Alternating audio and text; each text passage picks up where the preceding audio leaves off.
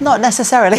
We might not know that. Look, he's certainly got a lot on his mind at the moment, Pep Guardiola. He's focused on the last couple of games of the season, but they've done what they had to do, Jamie. Today, yeah, absolutely. He said it there. We just have to keep going and just hope, as Micah said earlier on, maybe there's a little bit of pressure, maybe a few doubts that cross their mind and they struggle.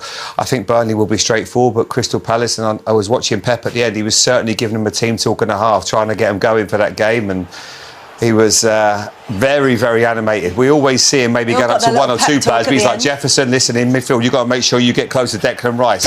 He said, don't worry about that. Listen, every time that ball goes up to the centre forward, look, you, Lacroix, you've been brilliant this year. You keep going. I'm like, if you keep doing good, I'll sign you.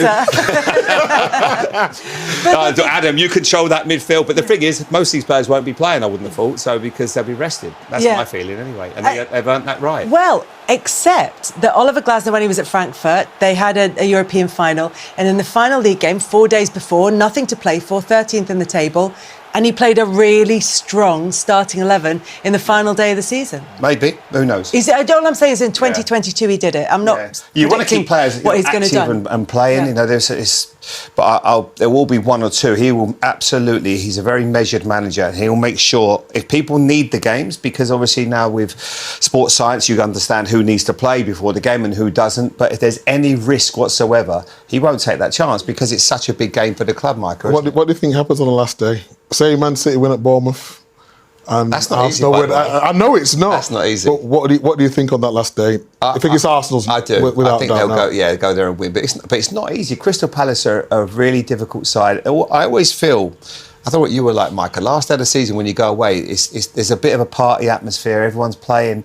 You know, there's no pressure. So in that respect, everyone's looking forward to the cup final. It's not going to be a foregone conclusion. You know, we've seen it many, many times before. You know, we take it back to when Dad won the Premier League at Liverpool, and we were sort of, we'd had nothing to play for. Blackburn trying to come to win the title. I'm not saying that, you know, obviously there's a slight difference, but anything is still possible. We've seen it in the Premier League many, many times. Pressure does incredible things to people, but I just have a feeling that it's going to be Arsenal's this year.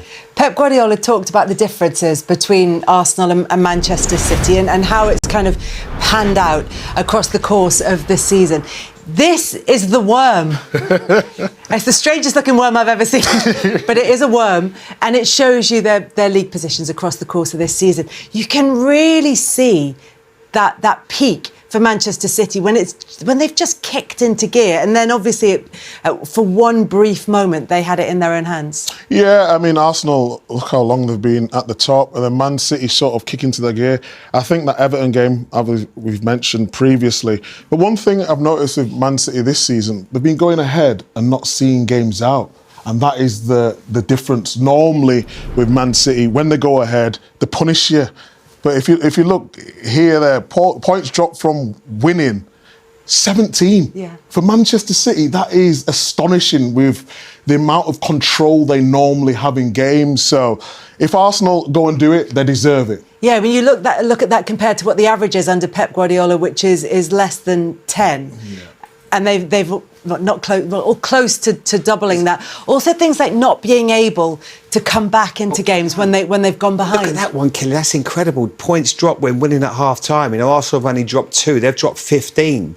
You know, that's not title-winning behaviour and not what we normally expect from them. If you look at other seasons, they average 5.8 goals from substitutes. City have always, I think, of Man City over the years. Michael, you will know better than anyone. This club has had so many opportunities for subs to come on and win you the game, but to only have 2, and it hasn't obviously changed tonight. That's staggering. Is that as well. on Guardiola then? Is that on him and the substitutes that he's bringing on? Is it about the squad? Is it about the level of, because they have depth, don't they? So they have players who can come on and make a difference. Obviously an anomaly because they had so many good subs, but normally there's always players that can come on and make a difference. And yeah, I mean, even, you know, Reinders has been playing a lot, been sub a lot. You think, well, maybe he can come on.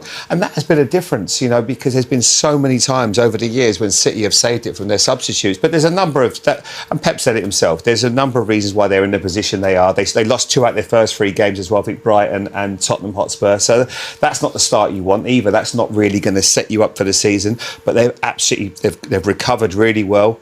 You know, Well, Pep, the race goes on. How would you sum up your team's performance tonight? 3-0 Brentford, 3-0 Crystal Palace. This is are really tough opponents for the way they play.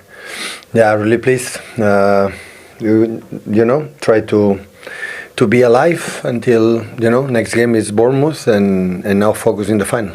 Really satisfying for you to make that many changes and still see the performance level of the team sort of that high? Because we won, right?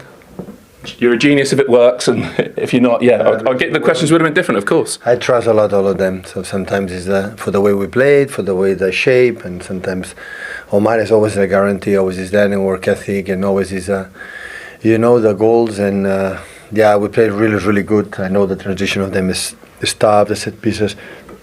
It's not difficult because they defend really well, low block. It's tough, but we did it with patience, and I think we make the game we should play. And how important as well, the freshness this will give the players that come into the team for the final on Saturday. Especially Kova and Ryan. Yeremy was not ready, I think so, for the second half. It's not easy because 5 in the back, and Munoz was so close, Klein was so close, it's not easy to make the actions. But Ryan came really good, and Mateo especially was extraordinary. So, and ready for the final. A few players give you a headache for the final, tough decisions to make with the quality of their performances tonight. Yeah. Phil Foden, for example, good to see him hit that level again. This type of games you can prepare and where you have to move, where you have to that, but at the end you break for the quality. So it's simple. So we can talk about the managers, this and that, but after Phil in smaller spaces making incredible passing, finish for Antoine, and both decide the game. And the same, the chipping, the control for the second goal, and the finishing. So otherwise, the talent don't appear in the final third, so it's impossible. Did you feel after half an hour that the team just needed a spark that Phil and Antoine gave them? I wondered in that first half an hour whether the way that West Ham Arsenal game had finished, it just kind of knocked the stuffing out of everyone a little bit. We didn't think and talk about what happened the last game against our big rival to win the Premier League. It's just to have to do, and always I thought, and I lived many times in this league many years, even in Barcelona and Bayern Munich, so attack low blocks is not easy, 10 players, but always I work in the day one how you attack low blocks, because to run transitions on defend and the other one is easier. And I have to be in the right spot and forget about it. Good clubs, top class players that make a spark for one player like Phil today, make the action, or Cherky in the last one, make an incredible in the right tempo, right moment, the pass from Savio. So it's no more complicated than that. So how do you see this title race now? 10 days to go. Do you still see it? I mean, what's the plan from here on in? You just kind of have to keep them as honest as possible, keep the pressure on till the final day and see if something can happen? No, of course I want to bring this option until the last game. Unfortunately, it's not in our hands. For many reasons. It's not easy, but important is we are there, and this group of players are all extraordinary. This season have been the joy absolutely every day we're with them, so have been really good. Now we have the final, and I could say Bournemouth and Aston Villa, they are not the easy ones, to take. But look, Bournemouth is playing for European competitions, the big ones, and is playing extraordinary. I don't know the last game they lost, but now we have a take a break, and I think deserve all the attention and the credit. The FA Cup final and the last 2 years for many reasons that we didn't win. Do you want to go into them? No, it's not necessary to them. It's not necessary. I'm nice because when we lost, they didn't just congratulate United the Crystal Palace, but hopefully we can do like always, I believe. And I said for the day one, in this club, to win the games and win the title, you have to be much better. So in equal the circumstances, you will not do it. So it's simple as that. Okay. What circumstances? You know that. Okay.